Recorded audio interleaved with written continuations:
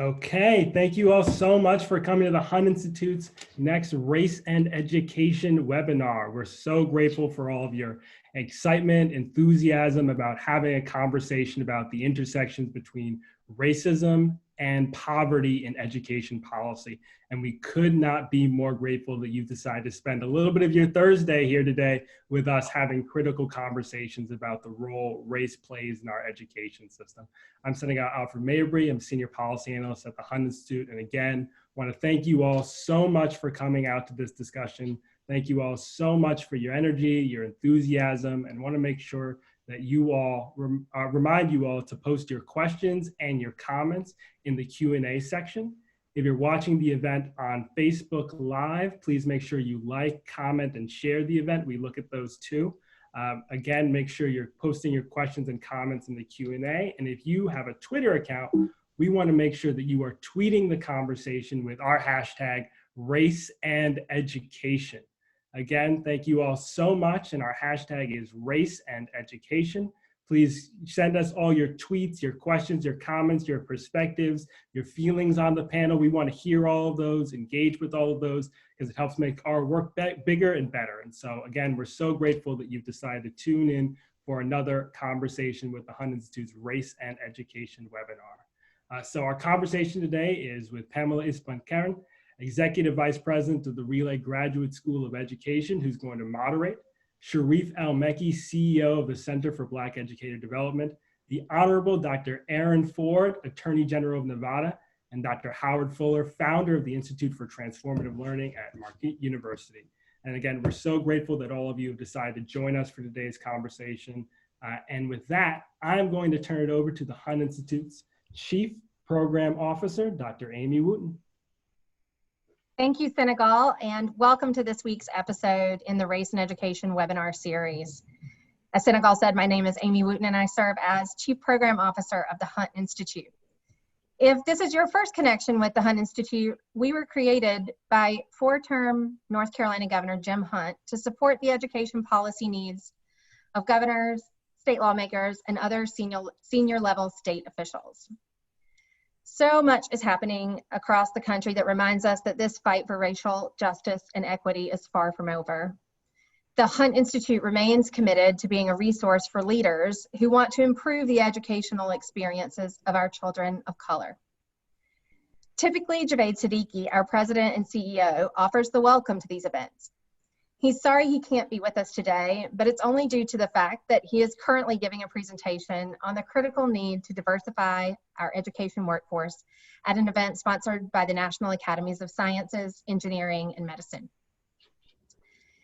Our past conversations in this webinar have focused on education policy topics like teacher recruitment, pedagogy, and challenging racism in state and local education systems.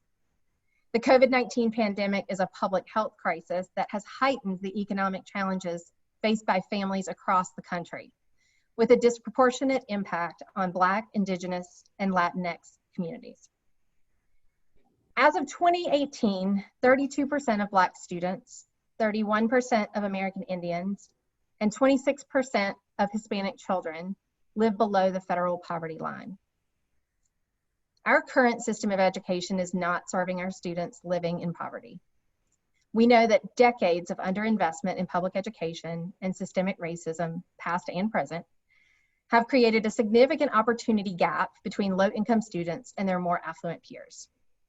Simultaneously, we know that students of color experience higher rates of suspension and expulsion than their white counterparts. When we consider that many students of color are also living in poverty, we must examine how the intersection of these realities amplifies the challenges our students are facing. With that as the focus of our conversation this week, I'd like to thank our panelists today, the Honorable Dr. Aaron Ford of Nevada, Dr. Howard Fuller, and Sharif El-Mekki, for their willingness to share their expertise and enthusiasm for creating cultures that support students irrespective of race or income. I'm also excited that we have Pamela Ispan-Karen, Executive Vice President of Relay Graduate School of Education, as the moderator for this conversation. Pamela focuses much of her work on making sure that Relay's teacher candidates are equipped to tackle the needs of all of our children.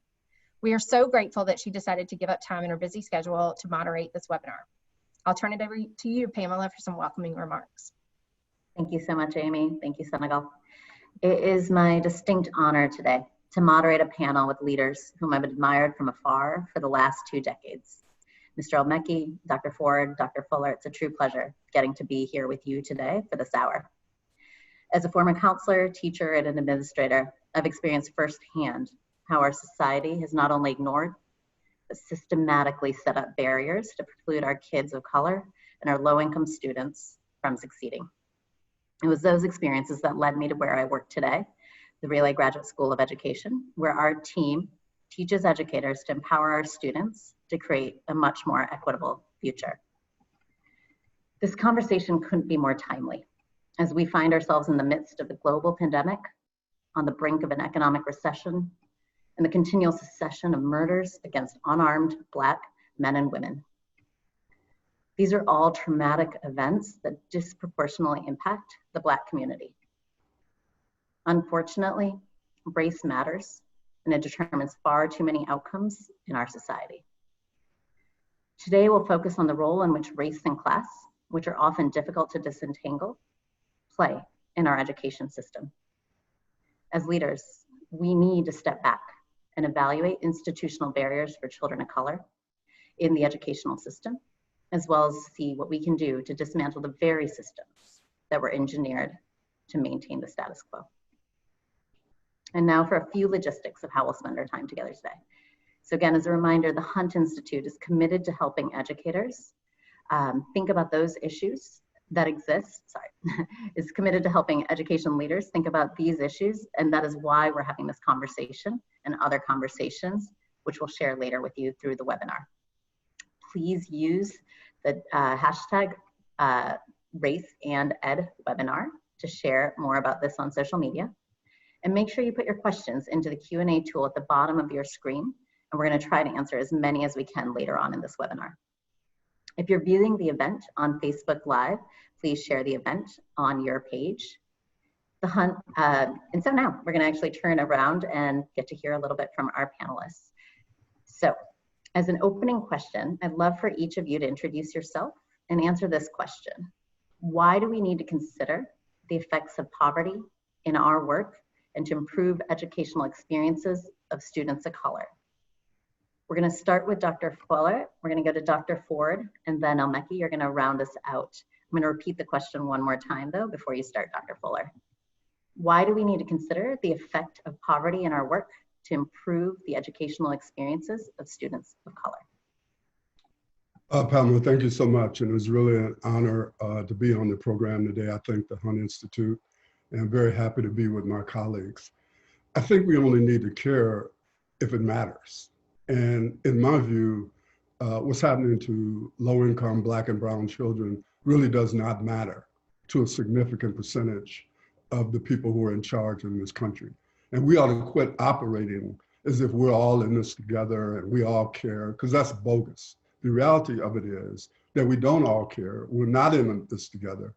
And poor families in particular are suffering. They have been suffering. And this idea that the pandemic, for example, has shined a light on these inequities, to me, is absurd. The light has been there all of the time. It's just that for the political structure writ large in this country, and a particular segment of it in particular, they really don't care. So those of us who actually do care have to take a stand in support of these children and their families and the communities that they come from.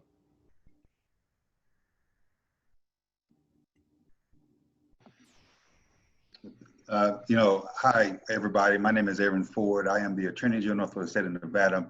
I'm also an alumni of the Hunt King Fellowship Program, I believe 2015, class of 2015. And I appreciate the Hunt Institute continuing having critical discussions on issues related to education, in particular in this issue, race and education. I am, as I've indicated, the current Attorney General for the state of Nevada. But before I was a lawyer, I was a teacher. And I taught school in 3 different types of areas: inner city, Austin, Texas; affluent, Fairfax County, Virginia; and in what I call blue collar, Hilliard, Ohio, right outside of Columbus, Ohio, when I was getting my PhD in educational administration at The Ohio State University. I liken those schools to the Goldilocks story of Three Little Bears, with Austin ISD, the school in which I taught, not having enough money in order to be able to accommodate the needs of the students. As compared to Fairfax County, Virginia, at the school in which I taught, having way too much money. If you could say you have too much money when it comes to affluence relative to schools. And then here at Ohio, as I articulated my understanding as being just the right amount of money in order to make things appropriate relative to the educational experiences that children had. And recognizing that money, while not the only issue that affects an educational attainment level, is a very important one. And to the question of why we need to consider the effect of poverty in our work to improve the educational experiences of students of color, I want to borrow from Dr. Fuller and say, because in fact, it does matter. And if it doesn't, then it needs to matter. And we have to make it matter. And those who are trained in pedagogy need to understand that there are other items that are dynamic to the notion of education. It's not as simple, as unfortunate as it is, simply to be cognizant in your area of expertise. I used to be a math teacher. I was good at math. I was able to teach Algebra 1, Algebra 2, and geometry, and I was good substantively on those issues. It's not as good as being, it's not as enough to simply be articulate in the way that you can present material.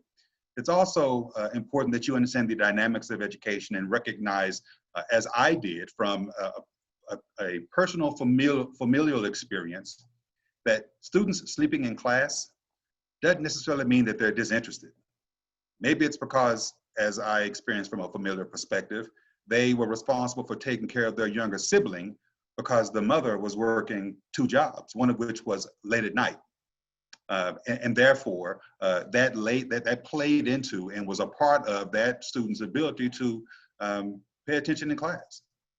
Maybe it's because students are hungry, and that's a direct effect of poverty.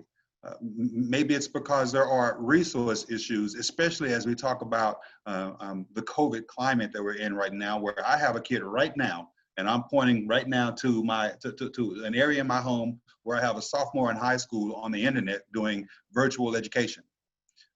Recognizing that elsewhere in my community right now, some students don't have access to the internet. And that's oftentimes a matter of poverty. So recognizing the disparity associated with monetary issues in education context is important, because it does matter. And it is the job of everyone who considers themselves to be an educator to ensure that, and I'm gonna borrow language from special education analysis, everyone should be able to get a free and appropriate public education. And recognizing the importance of that in the context of poverty, I think is something that we should continue to talk about and discuss, but beyond that, try to effectuate policies that help to improve those students' outcomes.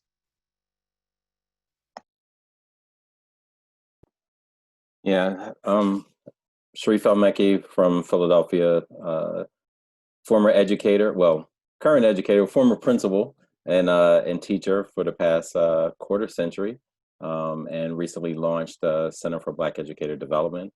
I think, you know, both Aaron and myself will be borrowing from Dr. Fuller a lot, you know, because I want to start off by just saying, you know, this idea of people claiming that everyone's in the same boat, when in reality, as Dr. Fuller has pointed out numerous times, he said, we're not in the same boat, we're in the same water.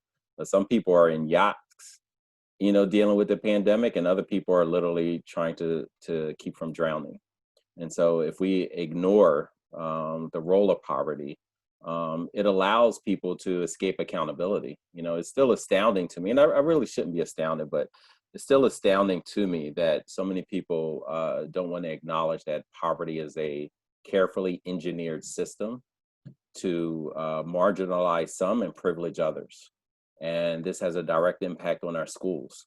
You know, no one knows better than students who compete against other students in different places, right? And so when my science club, when I was in a science club, as well as the students that we led, which shows that things haven't changed over the decades, when they go to a science competition across the street from Philadelphia, they see that it's a radically different place.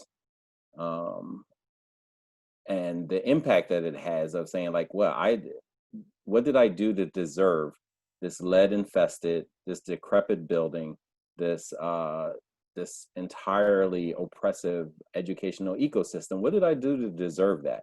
And what did I do to deserve what people are in? And people respond like, you deserve it because you're poor. That's how America responds to its citizens. And so you can't. We have to address this by acknowledging it first. You know, as Baldwin says, not everything that is faced can be changed, but nothing can be changed until it is faced. And unfortunately, we have things that we look at, people acknowledge, and aren't lifting the finger to address it. And so we have to understand the impact of it. Thank you to the three of you for those opening statements. I really want to dig in a little bit more and help people face it first, just like you're saying, Sharif, so we can really understand what some of these impacts of poverty are on the day-to-day lives of our students. So Sharif, we're going to actually start with you. You've worked directly with, you work directly with students as a school principal. I've had the privilege of getting to see your school. Where do you see the greatest impact of poverty on your students' educational and social emotional development? You know, it's one, I would say the biggest impact it has, I think, is actually on the adults.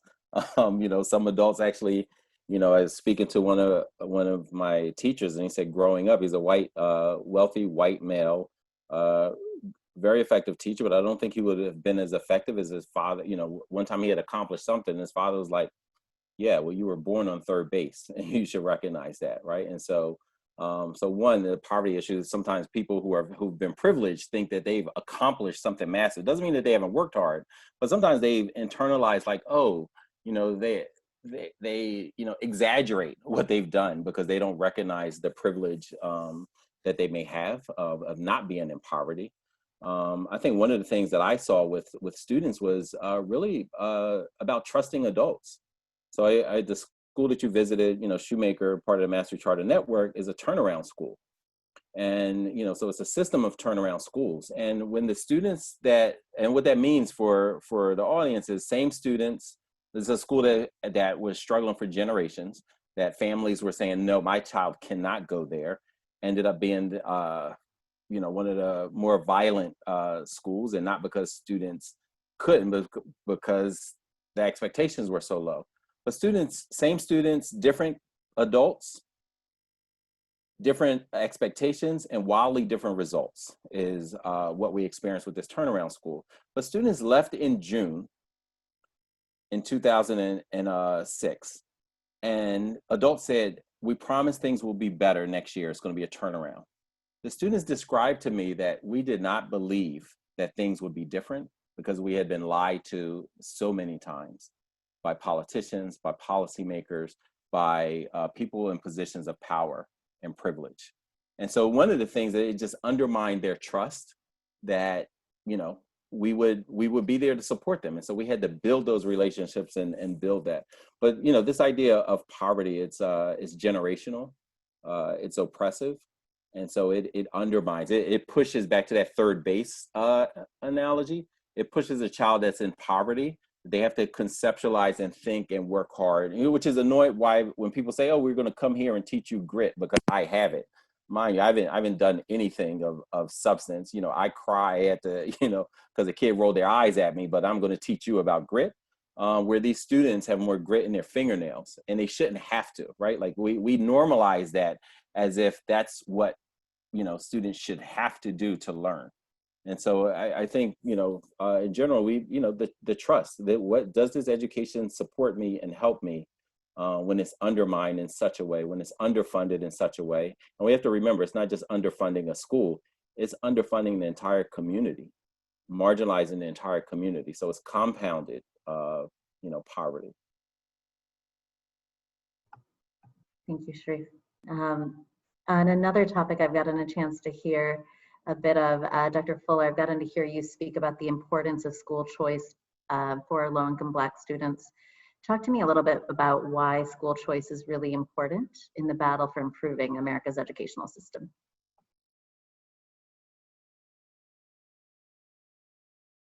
Dr. Fuller, I think you're on mute. Yeah, thank you for that question. First of all, I support parent choice as opposed to school choice. I didn't get in the battle for choice for schools to be able to choose. I got in the battle so that low-income and working-class parents could have some of the choices that those of us with money have. And the hypocrisy around this issue is unbelievable. Like right now, for example, people with means are creating pandemic pods. People with means have always been able to take care of their children. Because if they live in communities where schools don't work, they can either move, they can put their kids in the most expensive private schools on the planet, or get the most expensive tutoring that they could find. And they don't care what kind of government studies come out, they're gonna take care of their children. So I've always believed that we should be fighting to give low-income and working class parents some of those same options to try to choose the best school for their children. The opposition, for example, to charter schools on the part of Biden and his camp is like unbelievable to me. So-called progressive people are running around denying the self-determination for Black and brown families, the ability of Black and brown families to have a chance to choose a charter school or some other school that will work best for their children. And for us to be sitting here today under the circumstances that we're under and having people not understand the importance of that is baffling to me. I do want to say though, before I end this, because people may misunderstand what I just said, I'm voting for Joe Biden. I don't know if I'm supposed to say that, but I don't care. I'm saying it not because I believe in him, but because of who's on the other side.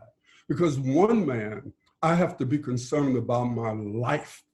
Another man, I have to be concerned about policies that may impact my education. It's hard to choose if you're dead. And so I would say very clearly that this notion of parent choice is critical, particularly to low-income and working-class families who need this ability to try to find the best education for their children. They're not going to be able to get that without government support of some kind. And what I want to be clear about, I am a strong supporter of public education. It's the system that delivers it that I have problems with. And what parent choice does is to give low-income and working-class parents at least the ability to negotiate these systems to figure out what is the best place for them to receive an education that's supposed to be for the public. Thank you so much, Dr. Full, and I really appreciate you clarifying about parental choice at the beginning too. I think that's a really important distinction. And if you haven't heard it yet, which I'm sure you have, the new podcast, Nice White Parents, was quite profound on this topic. I definitely really appreciated getting to hear them expose a lot of systematic natures behind our New York City Department of Education. We're going to turn it over to you, Dr. Ford. You talked a little bit about policy at the end of your introductory comments. What does it mean to go beyond conversation and action? Where is Nevada taking steps to improve the education of low-income children of color? Yeah. It's a great question, and I'm going to continue borrowing from folks on this panel. Sharif gave the example of being born on third base. Truth be told, some people weren't allowed in the parking lot, let alone the dugout, let alone given the bat to swing to try to get on first base. Recognizing as I do and remembering from a high school conversation, I can't remember the reason why we were having this conversation in calculus, but in Miss Malone's class, she talked about a difference between the words equality and fairness. Equality is not the same as fairness sometimes. And one of the analogies she offered me was she had children, as I do now. I have 3 sons and a nephew that I've raised. And they are years apart in terms of age. Equality is ensuring that they all get the same amount of food on their breakfast, lunch, and dinner plates. That's equality.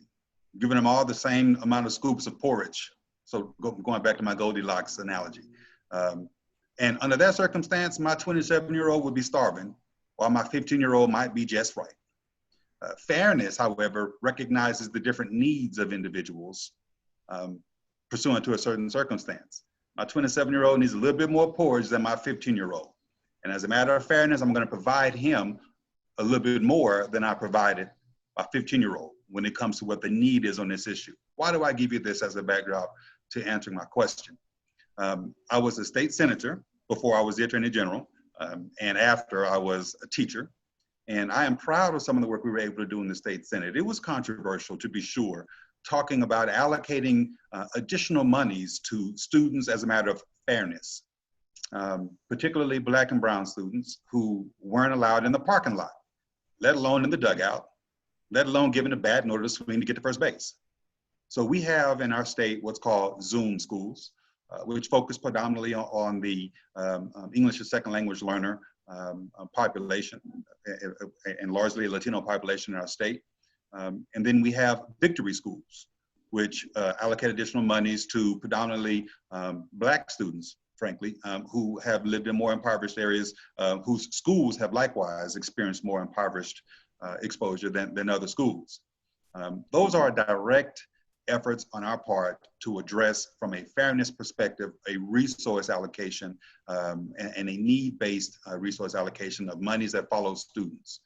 And again, it's a controversial conversation. It absolutely is. But it is one, again, that speaks to the first question of why is it important to talk about poverty in the context of education? Because it matters. And if it doesn't matter to some folks, we have to make certain that it starts to matter. You know, we also do more relative to ensuring that our Native population here in Nevada, and we have a substantial Native population here, is able to receive additional focus. I mean, when you started off, you didn't just talk about Black and brown, you talked about Native communities, and I'm glad you did, because oftentimes we think the only minority communities out there, at least those that are talked about, are the Black and brown communities.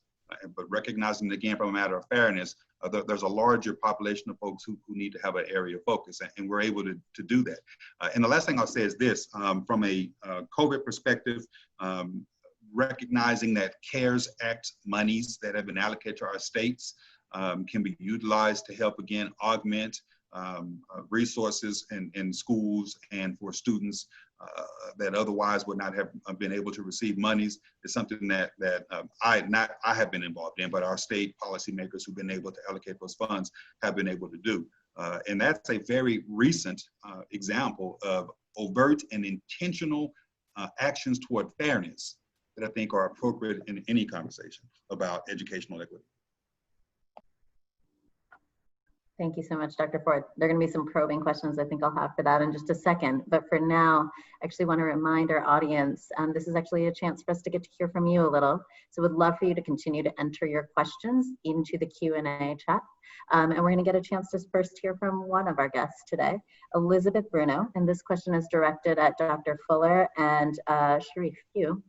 So Dr. Fuller, you can respond first. The question is, can you address some of the policies put in place, for example, presences in lotteries that end up protecting white privileged families? Well, what protects white privileged families is the structure of America. I don't know, like, to go back and say, here's a specific policy that protects white privilege. For example, we face things like redlining and all kinds of other, like, housing policies. We, over the years, have looked at how schools are funded through property tax, for example, as like a foundation way to fund schools. That clearly leads to an equity based on the valuation of property. So throughout the years, there have been all kinds of policies that have been put into place to protect those who have privilege and who have power. And it is both an issue of race and class. So that, because as you said earlier, a lot of times when we talk about these issues and we talk about them as race issues, there are in fact issues related to class. So for example, I know it's a little off the question, but I gotta get this in while I can. One of the things I really get concerned about is when people use terms like black and black crime. To me, the problem with that is it racializes oppressive conditions that are fundamentally based on class. And so you put people into situations where no human being should be living. and they're under these oppressive conditions, it breeds, quote, crime. But because disproportionately maybe Black people are in those situations, we then refer to it as black on black crime. We don't talk about white on white crime because we know that that's not the way that the society works. So to a certain extent, this ability to be privileged is based on how we characterize and structure race in this society. Because we all know that race is not really a scientific term, it's a social construct. And so you're able to be privileged because you're white, because the social construct has been set up in such a way to say to you that by virtue of your whiteness, you should have this power. And conversely, because you're not white, you shouldn't have this power. So in a generalized way, that's the way I would respond to that question.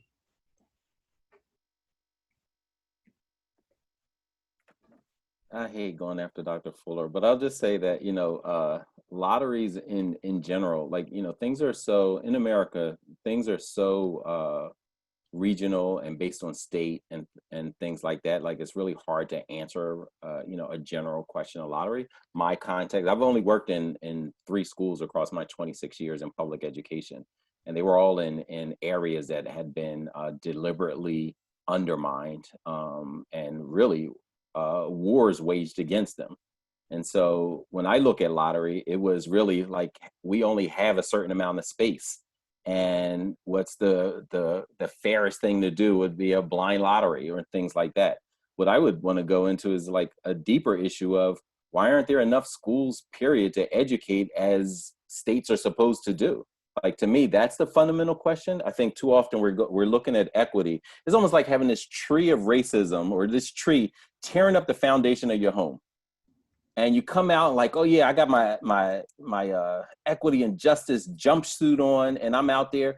But instead of addressing the roots, I'm pulling off leaves and pruning the branches and thinking I'm doing something, right? Like, for me, like, address the roots. Like, you're deliberately underfunding, but we're talking about, you know, why are you using a lottery to get into 1% of the spots?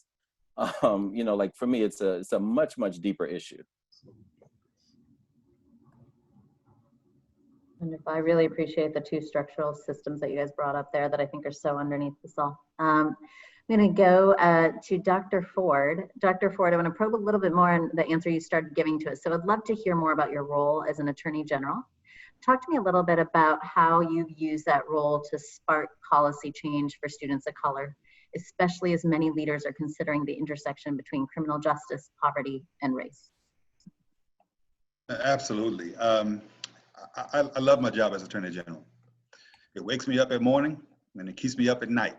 But I am blessed to be the one who is in this position right now to help lead our state through these times.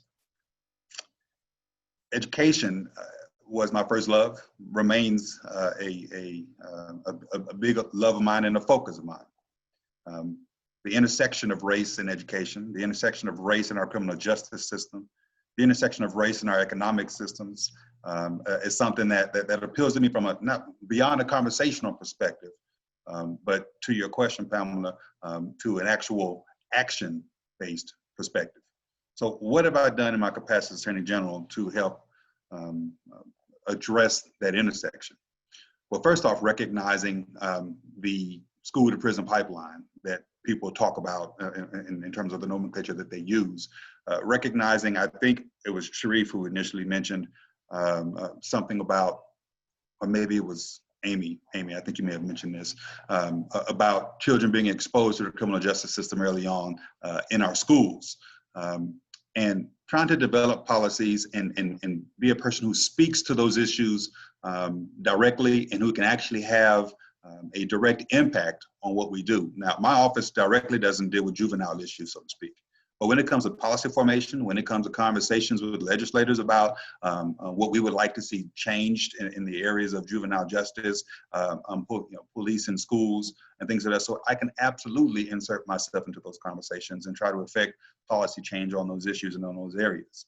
When it comes to conversations about allocating funds more toward providing resources in the food arena. When I talk about kids being hungry in school, when I was in the legislature, we had a first lady at the time who advocated for feeding kids who were hungry so that they could focus on class. And that oftentimes led to a decrease in people, quote unquote, acting out in class, which thereafter led to a decrease of them having to interact with school-based police. And recognizing that there is an intersection between those types of issues and their interactions with the criminal justice system is an important component. But also recognizing the discretion that is afforded people in my position and those who work for me and those who are in comparable law enforcement agencies, so to speak. I can point to example after example after example where people who look like me aren't afforded the same discretion as they interact with law enforcement relative to whether even they get arrested for an offense. And I can point to example after example after example of people who look like me who aren't given the same level of discretion when they appear before a judge, a prosecutor, who determines whether they're going to charge you with a crime and prosecute you for that. And then you move to the judge and you can look at the discrepancies that students in the juvenile justice arena experience relative to the types of punishments that are meted out against them vis-a-vis their white counterparts. And in my capacity as Attorney General, I speak to those issues unabashedly, recognizing that it's going to ruffle some feathers and that it's going to cause some disagreement. But if we are in fact determined to improve our educational system for all students, whether it's a conversation around school choice, as Dr. Fuller talked about, a conversation about the importance of poverty education, we need to ensure that we have folks who are unabashedly speaking on these issues. And in my capacity as Attorney General in the law enforcement arena, I try to do that, and I will continue doing that. Dr. Ford, I love how you talked about how actively you're embracing that role to make change. This next question kind of builds off of that. And we know 2020 is a year where many of us, and Dr. Full, I'm going to try not to get too political too, but we have a deep need to change a lot of hearts and minds in this country. There's a deep need to start educating people about the injustices that exist. So this question comes from Nate and Tori. What types of outreach can we do? How can we start getting people to really care about these issues? And I didn't put an order in, but whoever is ready to start, please feel free to chime in first, and then we'll go from there. Yeah, I just typed a response to that question because what I want to argue is that it's a mistake to think that the problem is people's lack of education around these issues. I think we got to face the fact that we live in a country where there are two different worldviews about what kind of America we should have. And I think to act like if we can just get people to understand this better is actually to be disrespectful to them in a certain way. Because I don't think it is that people don't understand some of these issues. People don't agree on how we should proceed to address these issues. This country has never been united. And people got to quit running around here acting like, oh my God, this is some new phenomenon that we're facing. If you want to know about Donald Trump, study Andrew Johnson. If you want to understand like why it is we're in this position, you should go back and understand how long people have been trying to deal, for example, with the Negro problem. All you got to do is read American Dilemma by Murdoch to understand that what we are seeing and facing today, both when you look at it from a race issue and a class issue, is not something that has just occurred in the last few years. We are dealing with the historical reality of the very construct of American society.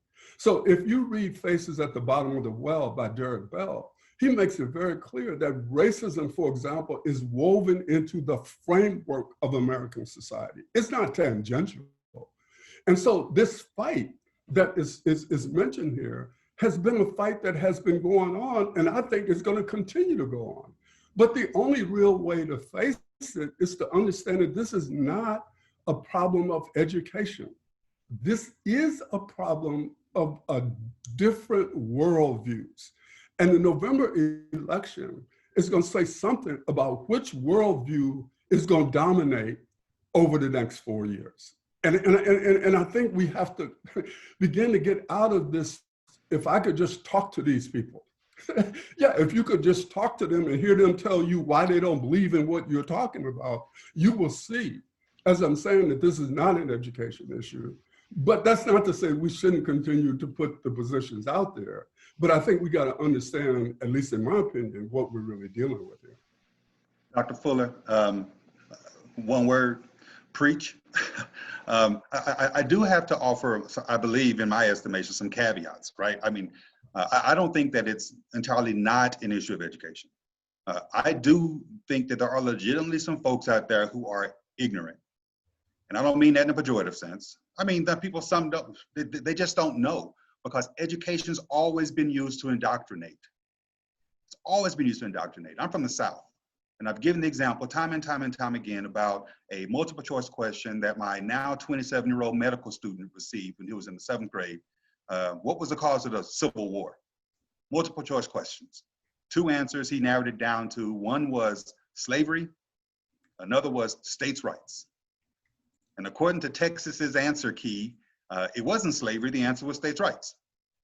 And the reason why I mention that is because it's no wonder that people view conversations about race as sometimes being hypersensitive when I mention a Black issue, so to speak, when you can't even acknowledge that the Civil War was fought over the most racist institution in our country's history, slavery.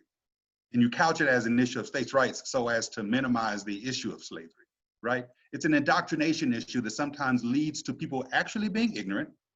And until they are educated, until they are told what the actualities are, then they don't know. Now, the reason why I say this, Dr. Fuller, is because I begin with the premise that folks are ignorant. And I don't mean that in a negative sense, as I've indicated. And I will educate you so that I know that if you were to do something else that's offensive in this area that I have now, quote unquote, educated you in, it's no longer an issue of ignorance. It's a matter of intentionality. Not only do you not agree with what I'm saying, you don't care. Sometimes they just don't care about the negative impacts that the policies that our country has instituted have on other people. They just don't care. And so, looking at it from that vantage point, I think, is also important. So, I continue to again try to educate folks so that I can understand who it is I'm dealing with. Right? If someone says to me, you know what, I didn't know that. I've never looked at it from that perspective. And then they proceed to disrespect me in any event, then I know what category to put you in as an individual. As opposed to me seeing you actually do some covert effort at trying to fix the situation or to not offend in a way that you claim you didn't know about. And the last thing I'll say is this, Dr. Fuller, when I say preach, I mean talking about the fact that this isn't something new. Some of the same tone and tenor and themes we're hearing about from the current administration, for example, are things that we heard 50 years ago, things that you heard in Andrew Jackson's campaign. I posted on Facebook and Twitter 3 or 4 days ago a political cartoon that is so apropos for today. At the beginning of the George Floyd protests, there was a distinct effort, I saw it on the part of media and others to disassociate peaceful protesters from rioters. And I appreciated that because they aren't the same thing, and trying to conflate those who try to co-opt peaceful protests is a problem. But what's happening now is that people are trying to say all of these peaceful protesters are in fact the same as the rioters. And that's a problem. But there was a political cartoon from 1967 out of the Alabama Centennial, I think it was, I can't think of the name. It was Birmingham, somewhere in Birmingham, that had a picture of MLK with a lot of riotous background, with the headline saying, "Tomorrow I'm going to lead another peaceful protest." And the reason why I put that out was because today people want to claim as though they agree with Martin Luther King's approach and he's a model you should follow. But in 1967, they were saying that the folks co-opting his peaceful protests were the same as he. So let's just remember that these themes they repeat. And they repeat oftentimes because they are persuasive to a lot of folks. And that's what we got to continue pushing back against. Calling it out when we see it, reminding folks that this is nothing new, that they're saying that the poor and impoverished and Black and brown are going to invade the suburbs is the same thing that Jimmy Carter and his ilk, frankly, even back then, were saying about why we shouldn't integrate the suburbs. These are not new things. Dr. Fuller, were you about to jump in? If not, No, go ahead, Sharif. Okay. Yeah, I mean, I just wanted to touch on what both of Dr. Ford and Dr. Fuller mentioned, you know, like I agree. America's never been this united kind of states. You know, I often say the only thing they've been consistently united in is their anti-Blackness and their racism. Like that's, you know, we're united in racism states, if anything. And I agree, like this historic trend continues. I remember being in elementary school, and I had the privilege of going to a full-time freedom schools, Nidhamu Musasa, as a child, where when Reagan was campaigning, and the fact that Reagan, and I can't remember the town, but announced his presidency outside of Philadelphia, Mississippi, where, you know, not too long ago, the horrific murders that had happened to civil rights workers there. Like that was choice, it was intentionality. And so that same thread and pattern is being communicated. But guess what? It's the same thread and pattern of people buying into it and loving it and saying like, this is acceptable, right? And so those kind of things are you know, are not different, you know, and this is why I often talk about like education and why it's so important as a teacher. And when we say like every lesson plan is a political document, and every time you choose to teach, it's a political act, because it is inherently showing your students, the communities you serve, you know, what you believe about them, what you believe about their communities, what you believe about their ancestors, right? That's what comes to like, whether it's a calculus class or whether it's a ESOL class. Like it will consistently show this is what this teacher, this educator believes about Black and brown people. So, you know, Dr. Ford, I mean, I agree with the caveat that you made that if I explain something to you and it's factual and you just reject it, then it's no longer an issue of you don't understand. It is that you have a very different view. I think so. I was just taking that, you know, that side of it to say that people volunteered for the trade-off, that you can be poor, but as long as you white, you better than those Black people. That trade-off of white supremacy, as you know, was critical to how this country got formed. And so when I look at what it is that's happening today, I keep saying to people, we need to quit running around saying that Donald Trump got elected by 4 unemployed people in West Virginia. The reality is Donald Trump got elected by every segment of white people voted for Donald Trump. And the issue was, in 2044, we expect this country for the first time to be a majority non-white country. And so it wasn't even a dog whistle, I would say, Dr. Ford, on what is this really all about? The question is going to be whether or not that same argument is going to win over again in November.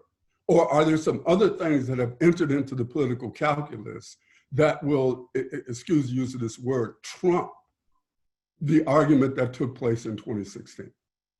And I really appreciate your bringing those cartoons and that to light, because I think that was a powerful reminder of how much things changed, but yet how much they remain the same. I really appreciate the dialogue we had around that question. I'm going to pivot us, and Dr. Fuller, this question is going to be for you, onto a theme that, Sharif, I think you just started, that really resonates with me, the power of educators. So Dr. Fuller, you've spoken in the past about the need for schools with Black leaders, Black directors, Black teachers. How have you seen schools with Black leaders put in supports to help students and their families navigate poverty? Well, I think I want to say very clearly that it is crucial that we have Black educators and brown educators and Native educators as a part of educating their own people. But what is also crucial is that we need those people to have a certain mindset. Because if you're Black or you're brown, but you don't have a liberatory mindset, or you don't understand that it's not important just for you to be there so that it can be diverse. It's important for you to be there so you bring a different perspective. It's important for you to be there because your students need to see that you really are with them, right? Because to me, the first thing before you start talking about policies and procedures and all of that is, where is your heart and your mind? And so I said, once they decided, for example, to name the school after me, The first thing I said was, if y'all put my name up on this building and you don't love these kids, when I die, I'm gonna come back and haunt y'all. Because to me, the most important thing that has to happen is that we have to establish with these kids that we love them. And it's not this romantic love, it's agape. It's like unredeeming love, expecting nothing in return. Because I think you cannot educate people until you establish relationships with them. And the critical thing of establishing relationships is for them to know that you are with them. Once you know that you are with them, then we can begin to put systems and policies and procedures in place that reflect that. But I just want to push to say, I am right there for Black and brown, and Sharif Moses for us. It's critical, but you also have to come at it with a certain mindset. And I don't think we should talk about one without the other as we discuss this. You know, Pamela, I know this question wasn't for me, but if I could just chime in real quickly. You know, I think it's very important that we have people of color in classrooms, leading the schools, but also in the classrooms. And I just want to give you an example of one of the things that I did as a math teacher. Not because I'm patting myself on the back, but because I think it's important that people think outside of the box when it comes to the interdisciplinary approach that we can take on real education. Again, moving from ignorance to intentionality oftentimes begins in the classroom with indoctrination or with exposure. I was a math teacher. One of the assignments I gave every year that I taught was a writing assignment. I'm a math teacher, but I gave an English assignment, a writing assignment, and a history assignment, wrapped all into one, but also a racial assignment and a gender-based assignment. And here's what the assignment was. I had every student in my class, irrespective of the gender or the race, to go back and ask their mother and father where they came from. What's your ancestry? Are you German? Are you Irish? Are you Italian? Are you from the African continent? What are you? That's the first part of what you had to do. The second part of what you had to do was to look at your gender and then go back and research, find me if let's say you were a woman with Irish background, find me a female Irish mathematician. And I want you to write me a one-page book report on that person and come back and present that history to the classroom. And as you might imagine, a classroom of 30, the white men came back with probably no overlap in terms of white men, mathematicians written down in the annals of history.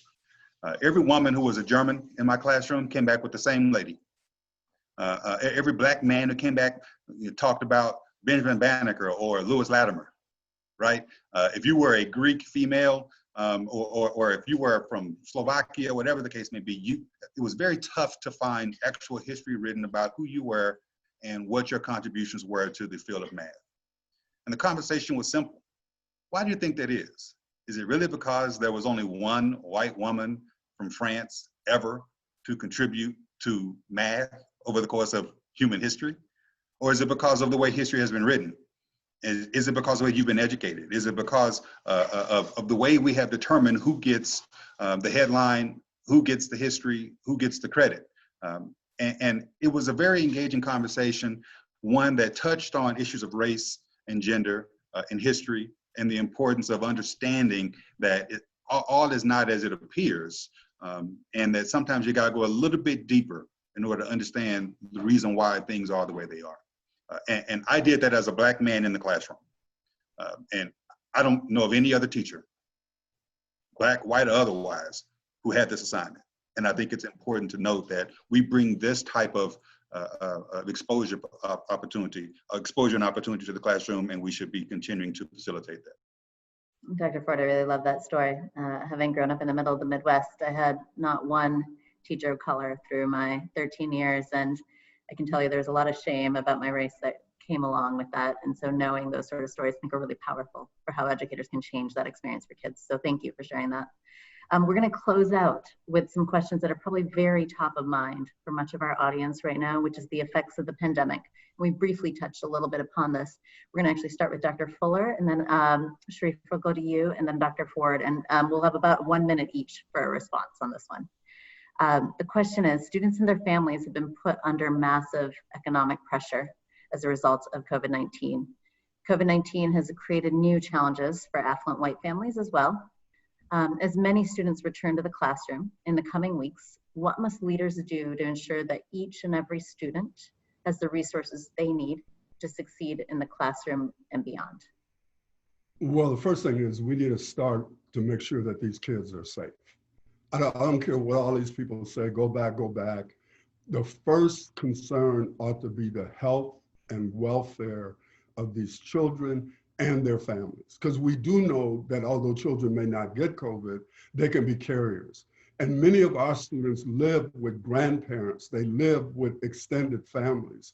And taking that disease and taking it back into their homes is not something that we should be dealing with. So the first thing I want to say is before we get to any kind of policies and this and that, I believe their health is the thing that ought to be paramount in our thinking. And once we're satisfied that that is being taken care of, then clearly we got to make sure that our children who are poor, as Dr. Ford mentioned, have access to the technology or whatever else it is that they're going to need in order to be successful. Yeah, I would just second that, this idea of safety. When we're talking about safe children, it's not just, intellectually, emotionally, it's physically. And this, I lost an aunt to COVID earlier this spring, and just imagine in, intergenerational and communal communities, how, what that impacts. The other group I think about a lot are the essential workers. The single families, who have to leave and they have a first or second grader. And how is the community responding? It's, everybody loves to talk about, it takes a village. No, now's the time to show that you really mean that, or you just like a bumper sticker on your car. Like, that parent that has to leave and they have a first, second, third grader, kindergartner, like what's happening to that child? How is the village rallying around? To support. I would say I've been absolutely dismayed at how many districts in the spring didn't at least say, I'm going to professionally develop, our staff, just in anticipation that, because it's so predictable, let's make sure that, hey, you know what, no matter what, we're going to, just start to fall online, but it's going to be a much better experience than you left in the spring. Like if all the energies were there. Some folks are having some students are having the same type of experience that they had in the spring. They're like, this goes back to that trust factor. Like, wait a minute, y'all had all these months and I'm still having this type of negative experience that I had in the spring. Like that to me is unconscionable, but that consistently happens, over the pandemic is just a new variation of ineptitude in our educational systems across this country. Right. And so I just think, how we coordinate across city sectors, because a lot of times it's like, schools can't solve everything, but schools solve everything, right? Like if our school system leaders could actually focus on education and not also, I've got to think about food distribution. What's the city doing? Well, like the city should be helping out with that, right? And so that just coordinated effort and understanding that, as Gloria Ladson-Billings said, there's an educational debt. It is compounded. So and back to what Dr. Fuller said, we need, if anything, folks with the right mindset and the right understanding of the oppressive, experiences that are being unleashed in a new, unpredicted way. Ditto everything Dr. Fuller and Mr. Omeki indicated. The technology, obviously, something we have to worry about. But let me offer you something else to think about. I used to be in the classroom. And I have the utmost respect and admiration for and belief in our educators. But here's something they're going to have to do that they're not used to doing potentially. We're home because COVID presents dangers, but sometimes the danger is in the home. And there are children right now, especially in the circumstances where people are out of work, their parents are out of work, they're stressed, there are issues associated with the way they're interacting with people at their home right now. There are mental health issues associated with this. There's trauma that's going to come out of this. Teachers will not, in my estimation, should not be analyzing according to the same paradigm. It's not the same. And understanding that these issues are dynamic, that things that I talk about a kid coming to school hungry, but at least that kid's at school potentially and outside of the reach of an angry parent who has been home and unable to pay his or her bills. Now that person's at home. And I'm not saying that's everybody, to be sure, right? But it happens, and it's something that we need to be cognizant of. And the mental health of these children that we are also now still responsible for educating in this new environment. So, you know, I put the onus, unfortunately, back on teachers. There was a question in the chat about teachers who are social workers and everything else. Yes, ma'am, I'm sorry. Yes, sir, I'm sorry. We put all of those on you as something that you have to do, unfortunately, and it just got that much more difficult because of our current circumstance. I appreciate the effort that all of our educators are going to put in to teach our children in these circumstances. I'm confident that we will figure out ways to address some of the issues, and I want to be helpful in any way that I can in my Office of Attorney General. So, you know, feel free to reach out with additional suggestions and things that I can do to help on that. Thank you so much, Hunt Institute, for having this panel. This was very informative for me, and I've appreciated being a part of it. Thank you all so much. For everybody who's joined, we really appreciate you taking the time to come and listen. And for Sharif, Dr. Fuller, and Dr. Ford, I learned so much from you all today. It is incredibly clear how deeply ingrained in our society, how historical so much injustice is, particularly around low-income students and students of color. And it is critical that we have leaders like you in this work and so many more. So I'm really hopeful that this conversation inspired others to join this fight because it's a really important one for us to win. This is a part of a series, as you all know, about how the role race is playing in the educational system. The next conversation that the Hunt Institute will sponsor will be on September 22nd at 2 p.m. We hope you use the link that's going to be in the chat to register for it now. And please also remember to take the survey and recommend to other people in your network that you think would appreciate these sorts of conversations. Thank you all. We appreciate you joining. Thank you. Thanks for having me. Thank you. Thank you. Thank you, everyone. The next Hunt Institute webinar is going to be on Wednesday, September 9th at 10 a.m.